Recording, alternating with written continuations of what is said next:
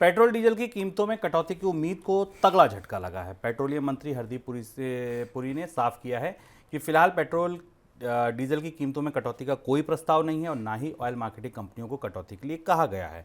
अंतर्राष्ट्रीय बाजार में कच्चे तेल की कीमतों में आई गिरावट के बाद उम्मीद बढ़ी थी कि सरकार की तरफ से पेट्रोल डीजल की कीमतों में कटौती की जाएगी।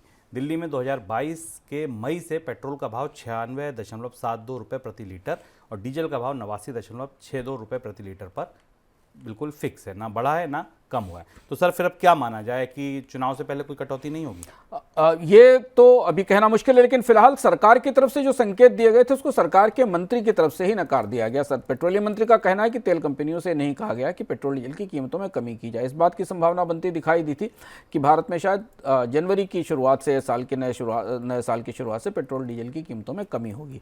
सरकार की तरफ से तर्क है कि 2023 के बाद से कीमतें नहीं बढ़ी, पर कीमतें अपने सर्वोच्च स्तर पर हैं इस समय, जबकि अंतर्राष्ट्रीय स्तर पर कच्चे तेल की कीमतों में थोड़ी गिरावट आई है। लेकिन पेट्रोलियम कंपनियों की तरफ से देखें तो तेल मंत्री का बयान सही लगता है कि अगर पेट्रोल की कीमतें गिरी हैं तो उस हिसाब से रुपया और ज़्यादा कमजोर हुआ है, क्योंकि रुपए में लगातार गिरावट आई है। तो पेट्रोलियम कंपनियों के लिए आयातित कच्चे तेल की कीमत में या लागत में कोई बड़ा फर्क नहीं आया है। अगर $80 के आसपास का $80 से नीचे का कच्चा तेल है तो रुपया भी 83 के पार पहुंच गया है। तो ऐसी स्थिति में पेट्रोलियम कंपनियों के पास पेट्रोल डीजल की कीमतें कम करने की कोई संभावना या कोई आसार नहीं दिखाई देते। ऐसा शायद हरदीप पुरी जो कि पेट्रोलियम मंत्री हैं वो ये कहना चाह रहे थे खुलकर। हालांकि उन्होंने यही कहा कि पेट्रोलियम कंपनियों से कीमतें कम करने के लिए नहीं कहा गया है, और चूंकि चुनाव के आसपास हो सकता है सरकार इसमें कोई कमी की संभावना देखे, लेकिन फिलहाल तो अभी पेट्रोल डीजल की कीमतें इसी स्तर पर स्थिर रहेंगी। और कच्चे तेल की कीमतों में जो वॉलेटिलिटी है, जो उतार चढ़ाव है, जो तेज उतार चढ़ाव दिख रहा है, उस पर भी शायद पेट्रोलियम कंपनियां भी आश्वस्त नहीं हैं कि किस दिशा में कीमतें आने वाले समय में जाएंगी। सर रूस के सस्ते तेल पर कोई बयान, वो भी वहां पर क्या सरकार ने अपना पक्ष रखा? ये आज की सबसे महत्वपूर्ण और दिलचस्प सी खबर है। सरकार की तरफ से कहा गया, पेट्रोलियम मंत्री की तरफ से कहा गया कि रूस से कच्चे तेल के आयात में कमी की वजह है रूस के साथ पेमेंट का इशू नहीं है। आपको पता है, हम आपको बता रहे हैं कि पिछले पूरे साल भारत ने रूस से सस्ता कच्चा तेल खरीदा था जब रूस पर प्रतिबंध लगाए गए थे और $60 पर प्रति बैरल की कैपिंग की गई थी। अचानक पिछले 3-4 महीनों में, 5 महीनों में रूस से होने वाला आयात गिरा है।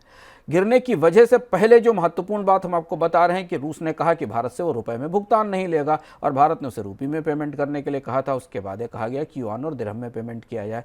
जिस दिन से ये विवाद शुरू हुआ उस दिन के बाद से भारत में रूस के कच्चे तेल के आयात में धीमे धीमे कमी आना शुरू हुई।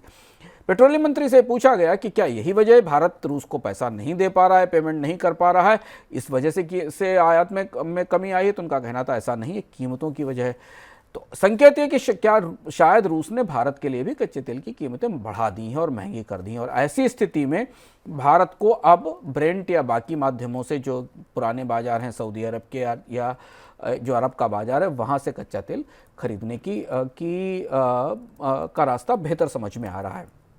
हालांकि अभी भारत के विदेश मंत्री मॉस्को में थे, भारत और रूस के बीच रिश्तों को लेकर बेहतर बात हुई, पर यह पहला मौका था शुभम पिछले 1 साल में जब तेल चर्चा में नहीं आया। इन चर्चाओं में तेल और भुगतान में कोई बड़ी चर्चाएं नहीं हुई। तो ऐसा लगता है कि कच्चे तेल के कारोबार को लेकर, आयात को लेकर भारत और रूस के बीच मामला थोड़ा तनावपूर्ण है। कुछ बेहतर स्थितियां बनती नहीं दिखाई दे रही हैं और भारतीय रिफाइनर्स ने बाकी स्रोतों से कच्चा तेल खरीदना शुरू कर दिया है।